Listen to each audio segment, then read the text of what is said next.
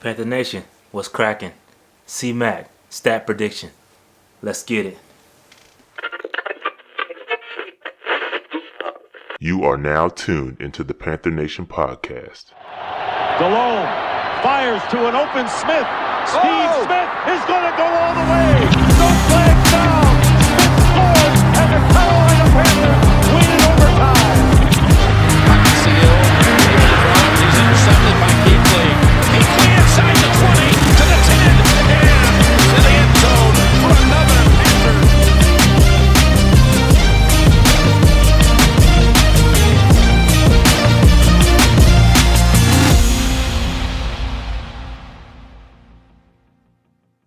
Alright, before we get into the stat prediction, make sure y'all hit that like button, the subscribe button. When we so close to 3,000 subs, let's get it cracking. Alright, so as we all know, last year C-Mac had a record-setting year.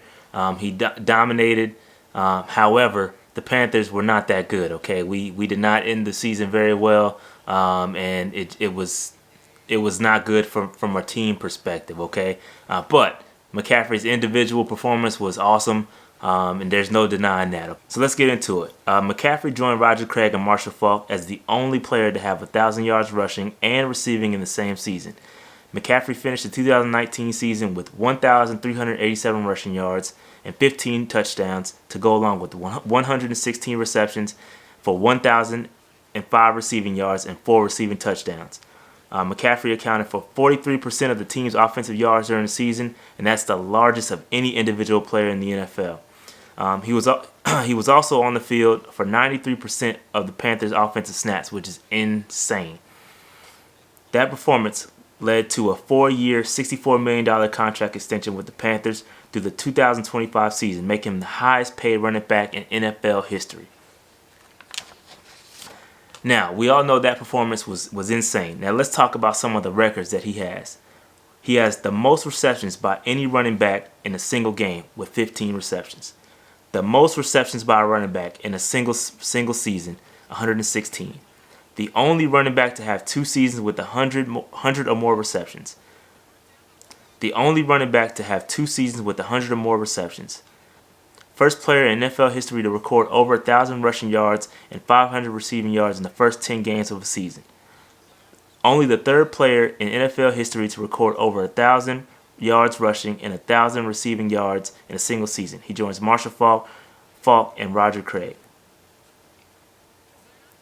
First rookie running back in NFL history with 70 receptions and 5 receiving touchdowns. The first player in NFL history with 50 rushing and 50 receiving yards in 5 consecutive games. The most receptions by a running back in the first 3 seasons with 303 receptions.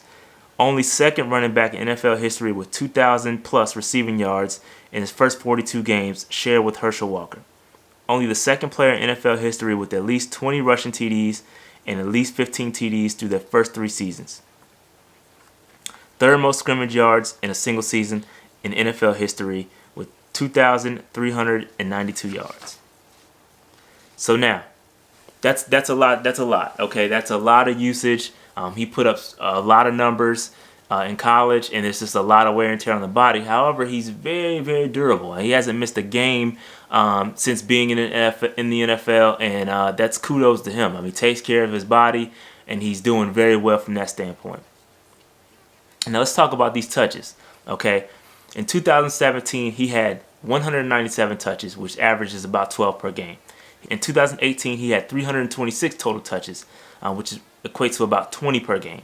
In 2019, he had 403 touches, which equates to about 25 touches per game.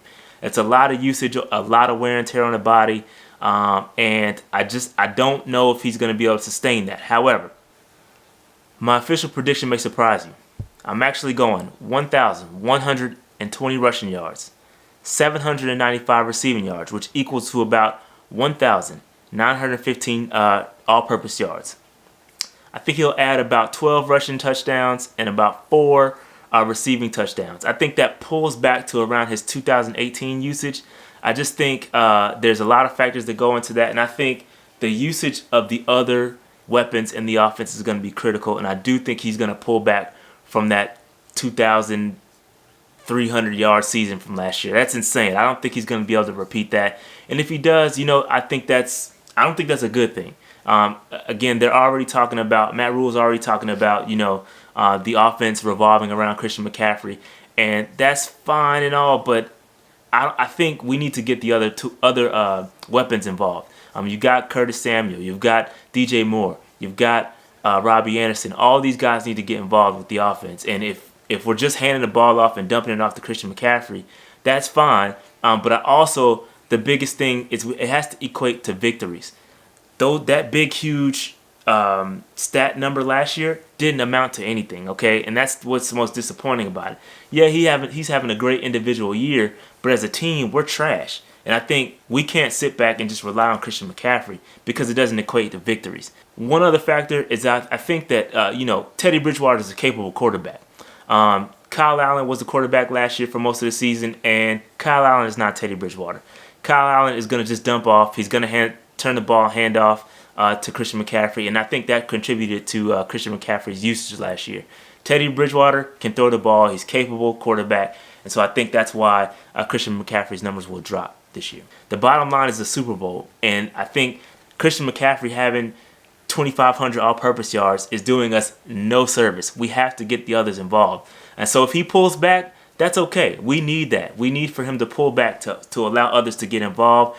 And if his numbers drop, that could be a good thing. That just means we're using all of our weapons available. Okay, so that's my official prediction.